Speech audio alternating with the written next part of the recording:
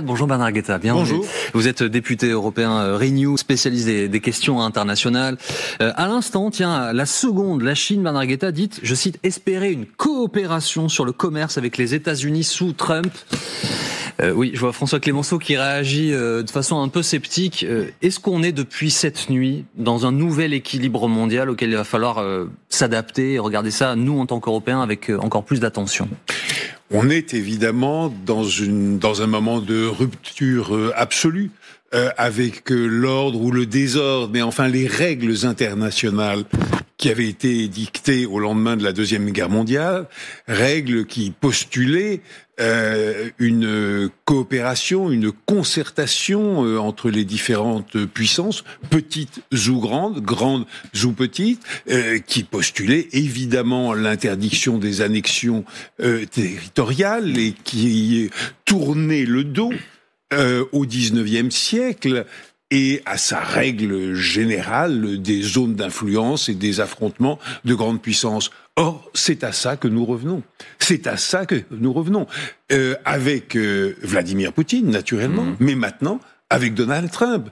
Et si vous me permettez encore deux phrases, on pouvait sourire, rire, trouver des moments de ridicule. Hier, par exemple, quand il dit je vais rebaptiser le golfe du Mexique, golfe des Amériques, et je crois que c'est Madame Clinton qui a ri, c'est ça.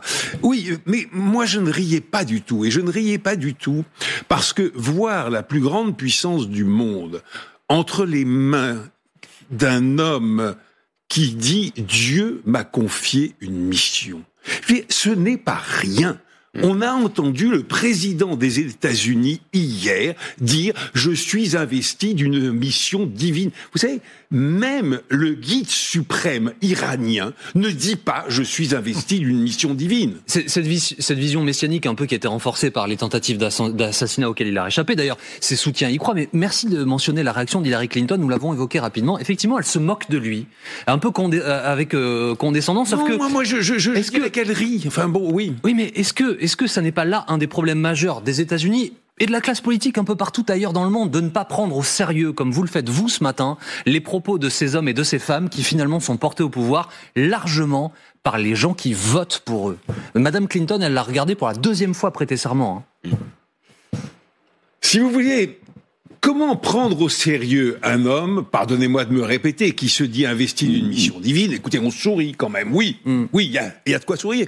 Et comment ne pas être en même temps terrifié, moi je suis, bon allez, je vais enlever terrifié, mais formidablement inquiet de voir les États-Unis entre les mains d'un tel homme. J'ajouterai une chose. Il a été élu, Monsieur Guetta, c'est ça qui est inquiétant, non?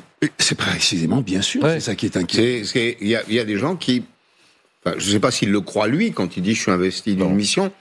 Je ne sais pas s'il le croit lui, mais il y a des gens qui le croient. Mais vous avez tout à fait raison. Ce qui est terrifiant, c'est qu'un homme comme ça puisse convaincre une écrasante, faut pas exagérer, une très forte, très claire et très évidente majorité d'Américains, que oui, il est investi d'une mission divine et que l'âge d'or des États-Unis commence. Mais attendez, Monsieur le Président Trump, que l'on sache, l'âge d'or des États-Unis, ça a été les années 50 et 60. Alors oui, ça a été dans l'histoire des États-Unis leur âge d'or. Aujourd'hui, on n'est pas du tout dans l'âge d'or des États-Unis. Mais Bernard Guetta, vous savez très bien que c'est l'homme des excès, l'homme des superlatifs, l'homme d'un ego surdimensionné, l'homme d'un narcissisme profond et qui ne croit pas toujours ce qu'il dit. En revanche, nous, Européens, est-ce qu'il ne serait pas temps qu'au Parlement européen, à la Commission européenne, entre chefs d'État, on ne décide pas une fois pour toutes, très sérieusement, de prendre nos distances avec ce président et avec son administration pour jusqu'à ce qu'on ait au moins un signe de bonne volonté de sa part de travailler avec les Européens sur les grands problèmes qui nous concernent. La deuxième chose ou la troisième chose que je me disais hier, je vais vous répondre tout de suite, en regardant cette cérémonie d'investiture, je me disais, mais enfin, tous ces gens en France et dans les autres pays européens, en Grande-Bretagne, quand la Grande-Bretagne était encore membre de l'Union européenne, qui ont mis systématiquement le pied sur le frein de l'affirmation politique de l'Union européenne, qui dit non, surtout pas de défense commune, surtout pas de décision commune, surtout pas de diplomatie commune, etc. Mais écoutez, est-ce que ces gens aujourd'hui ne devraient pas se cacher le visage de honte, honte, car c'est à cause d'eux que aujourd'hui nous n'avons pas de défense. C'est à cause d'eux qu'aujourd'hui nous sommes formidablement démunis, car nous le sommes devant les menaces, par exemple, de guerre entre autres, de guerre commerciale. Mais maintenant, j'en viens à votre question. Il est faux de penser que les Européens, c'est même pas l'Union européenne, les Européens ne se sont pas préparés à Donald Trump. J'étais la semaine dernière en Pologne. La Pologne va s'apprêter, on va dire, à entrer au capital d'Airbus. Au capital d'Airbus, pourquoi ? Parce que il y a la partie militaire d'Airbus. La Pologne, qui a été le plus atlantiste de loin des pays de l'Union européenne, est aujourd'hui le fer de lance, vraiment le fer de lance aux côtés de la France, de la défense commune européenne. Mais en même temps, vous avez Giorgia Meloni qui va s'apprêter à acheter les galaxies de satellites d'Elon Musk. Mais je ne vous dis pas le contraire. Qui était hier à Washington.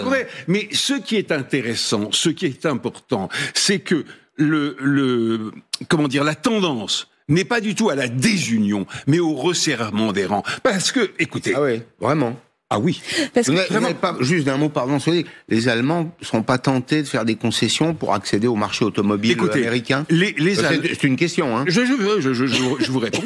Les Allemands vont avoir très vraisemblablement un nouveau chancelier, démocrate chrétien, en février prochain, dans un mois. Et cet homme multiplie les déclarations depuis des mois et des mois sur la nécessité de renforcer l'unité européenne, d'affirmer une défense commune.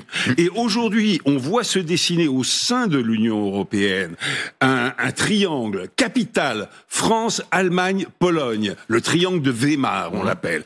Et au sein de ce triangle s'affirme aujourd'hui une entente absolument décisive entre la France et la Pologne.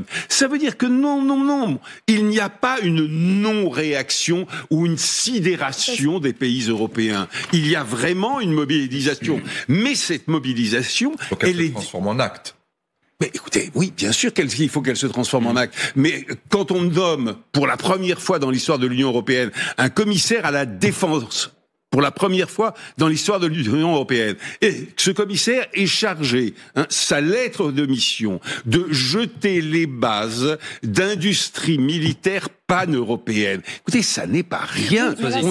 On passe aux actes. Vous parlez de la commission. Ce qui frappe, c'est que la personne qu'on entend, c'est un ancien commissaire qui a été évincé, c'est Thierry Breton. Oui. Thierry Breton s'exprime beaucoup contre Elon Musk en particulier. Oui, il a bien raison d'ailleurs. Voilà. Oui. Mais sinon, la Commission européenne, face à Donald Trump, on l'entend assez peu.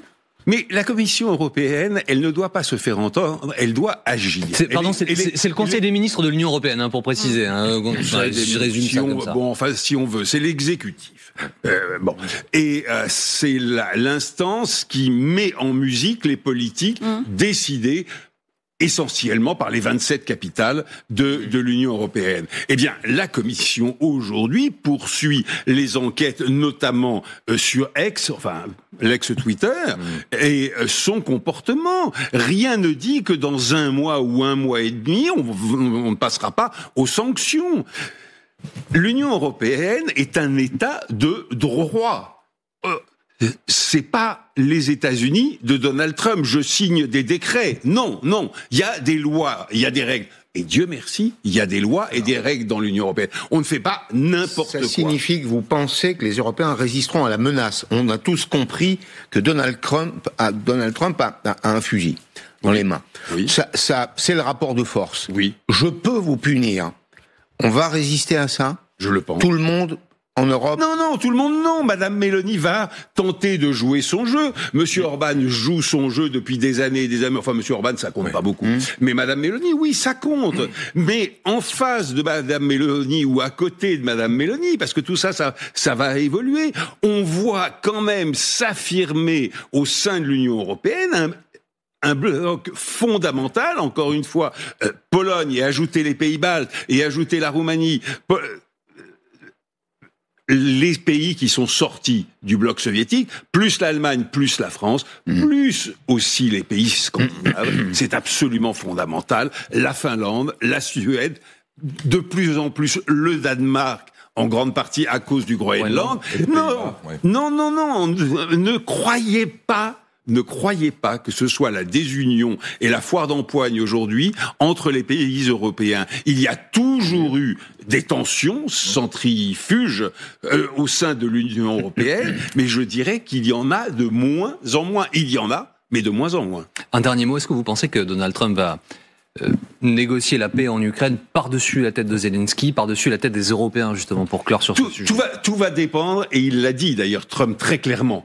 Tout va dépendre de Poutine. Sa dernière déclaration, il y a 2 jours, je crois, devant son Conseil de sécurité, c'est « Oui, je veux discuter de la paix avec Donald Trump, mais je veux aller aux racines du conflit. » Et les racines du conflit, pour lui, c'est quoi ? Que des pays qui avaient appartenu au bloc soviétique, comme la Pologne par exemple, ou les Pays-Baltes, appartiennent toujours à l'OTAN. Il ne veut plus de ça. Il veut rediscuter, renégocier les équilibres de force sur l'ensemble du continent européen. Et il le dit. Et c'est là que la situation est absolument terrifiante, parce que Trump est fichu, pardonnez-moi, mais Trump est fichu de céder, non pas sur tout, on a bien entendu ce qu'il disait hier, mais est fichu de céder sur bien des points devant Poutine. Merci beaucoup Bernard Guetta d'avoir été avec nous ce matin en direct sur LCI. Restez bien là dans quelques instants. C'est l'info en plus. À tout de suite.